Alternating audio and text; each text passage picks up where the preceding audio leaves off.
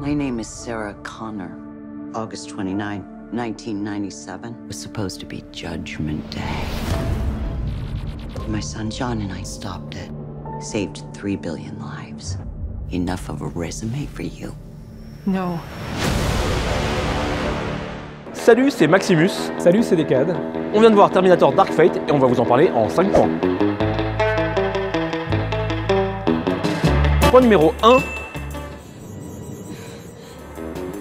Les nouveautés. Alors qu'apporte ce Terminator version 2019? Déjà, dans la team des héros, c'est très girl power, mais c'est assez bien fait, c'est assez sympa. On a aussi un tout nouveau Terminator méchant, le Rev 9. C'est un mélange du T-1000 et du Terminator ancien, donc il est à la fois physique et liquide. Il peut se dédoubler et tout.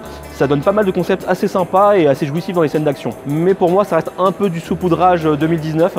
Dans le fond, on est sur un Terminator assez basique et c'est un peu dommage. Alors oui, effectivement, dans le film, il y a pas mal de petites inventions, des nouveaux concepts qui élargissent l'univers. Néanmoins, on tombe quand même dans une espèce de remake, reboot. C'est toujours la même putain d'histoire racontée 3 millions de fois. Je pense que typiquement, James Cameron, s'il avait fait des suites au-delà du 2, bah, il aurait cherché à vraiment innover, à faire un nouveau type de film, un nouveau genre, un nouvel angle. Et là, on voit vraiment que c'est des gens qui font « Non, on fait le même, c'est un mélange du 1 et du 2, et voilà, c'est tout. » Au secours, quoi. Point numéro 2, la réalisation. Alors la réalisation, pour moi, c'est le grand écart façon Van Damme. Alors d'un côté, on a des scènes d'action plutôt bien fichues, parfois même originales. Elles sont pas parfaites, hein. Parfois c'est un peu brouillon, mais pour des fans de films d'action, c'est tout à fait honorable. C'est assez cool, Tim Miller, il fait son taf, il sait filmer l'action, on l'a vu dans Deadpool. Mais entre les scènes d'action, on raconte le film notamment. Et là, patatras quoi, ça devient une espèce de téléfilm complètement basique, aucune dramaturgie, c'est vraiment, voilà le personnage qui arrive, clac. Et donc ça me faisait pas mal sortir du film, donc j'étais hypé par des concepts, hypé par des scènes d'action, et à des moments du film, j'étais mais c'est pas possible, là, c'est nul. Alors sans la spoiler, typiquement la scène d'ouverture où il se passe quelque chose de extrêmement important, c'est balancé, mais comme ça, pif paf pouf, allez pouf, on n'a pas le temps, allez, clic clac clac, c'est abusé, quoi. Vraiment, moi j'ai trouvé ça scandaleux. Mais néanmoins, je crois que dans le film, il y avait pour moi 5 beaux plans, peut-être, tout au max. En tout cas, globalement, cette réalisation télévisuelle sur tout le long du film me donnait envie de quitter la salle en plein milieu du film, j'en avais rien à foutre, quoi. Point numéro 3, l'action. Alors les films de Terminator sont bien connus pour leurs scènes d'action. Évidemment, James Cameron a fait des scènes d'action qui ont marqué à jamais l'histoire du cinéma.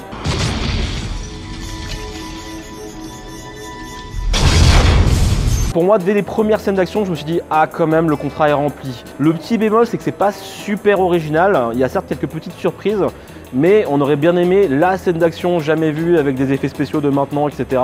Et on l'a pas vraiment, donc ça fait le taf, mais ça fait juste le taf. Alors je dois reconnaître qu'effectivement, il y a un petit côté plaisir coupable devant le film. On peut apprécier un peu les scènes d'action, la façon d'exploiter les personnages, leurs capacités. Les scènes d'action dans des autoroutes, dans des usines, dans des avions comme ça qui tombent avec des camions, machin, j'ai vu ça, mais vraiment 1000 fois depuis 15 ans, j'en peux plus, quoi. J'aimerais bien qu'ils réfléchissent un petit peu à ce qui faisait la singularité des Terminator et qu'ils trouvent leur façon de faire un truc original. Parce que là, on a vraiment l'impression de voir une redite éternelle, quoi. Point numéro 4, les acteurs. Parmi les nouveaux acteurs, on a Mackenzie Davis qu'on avait vu entre autres dans le dernier Blade Runner. J'ai trouvé son jeu vraiment bon, elle est assez investie, on y croit, donc c'était vraiment une bonne surprise.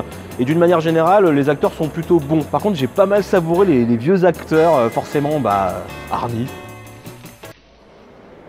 Que ce soit dans les scènes d'action, dans son visage, la manière dont il bouge son corps, il est toujours le Terminator, il sera toujours le Terminator. Et même Linda Hamilton, dont j'avais vraiment peur, parce que quand tu vois les images dans la bande-annonce, les photos, quand tu vois le début, quand elle apparaît dans le film, j'étais là, oulala, ça va mal se passer. Et en fait, ça va. Bon, il y a quelques errements quand même, hein. Je trouve quelques petites incohérences par rapport à ce que ferait selon moi une Sarah Connor dans une telle situation.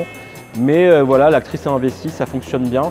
Donc les acteurs, c'est plutôt une bonne chose, ça fait fonctionner le film. Alors niveau acteur, j'ai bien aimé, mine de rien, la prestation de Arnold Schwarzenegger et Linda Hamilton. On sent vraiment le vécu, on sent vraiment ce qui s'est passé avant. Je trouvais qu'ils étaient assez crédibles et puis ils ont toujours une putain de gueule à l'écran, je trouve. Néanmoins, le reste du casting...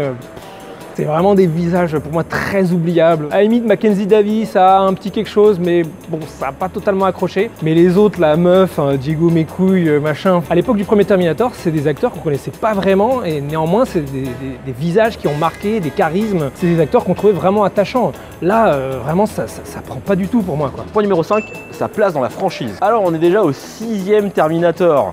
Je vais mettre le contexte, moi je suis un énorme fan de cette franchise. Alors bien sûr à cause des 2 premiers de James Cameron, hein, le 2 est dans mon top 10. Et pour vous dire, j'ai même maté la série, oui j'ai maté la série. Reste cool, sac à merde. chronologiquement, ce Terminator fait fi de tout ce qu'il y a après le 2. Il démarre après le 2 et il dit le reste ça n'a pas existé. Donc globalement il tire la chasse d'eau, il fait tout ça c'était de la merde, je tire la chasse d'eau. Ce qui est déjà pas très cool je trouve parce que dans certains épisodes je trouve après le 2 il y avait quand même des choses intéressantes. Le 3 était pas si mauvais, même dans le 4 s'il y a des défauts il y a des trucs pas si mal. Voilà. Et même le 5 dont on a fait la critique, il y avait des trucs bons à prendre. Et le numéro 6 se permet de faire ça, de tirer la chasse d'eau alors que lui-même n'est pas si génial que ça.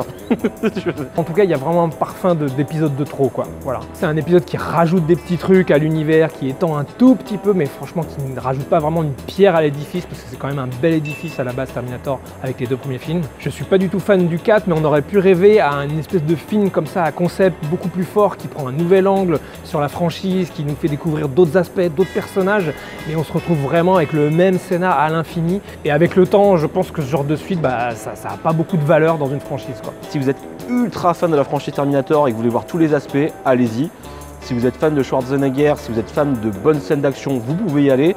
Si vous ne rentrez pas dans ces cases-là, oubliez. Franchement, c'est carrément pas nécessaire d'aller voir ce film-là. Mais comme ça reste un actionnaire quand même sympa et que je suis content de revoir Hardy sur le grand écran, je lui mets quand même une note positive de 6 sur 10. En conclusion, c'est vrai que c'est pas un si mauvais film. Il y a des petites scènes d'action ici ou là, sympathiques, il y a des petites innovations, il y a peut-être 5 beaux plans effectivement dans le film.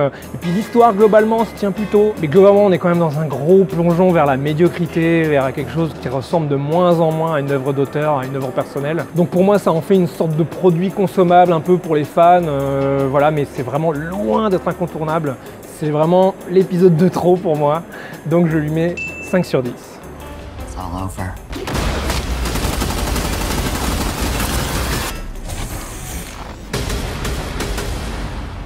You know, when we're done, I am going to kill you.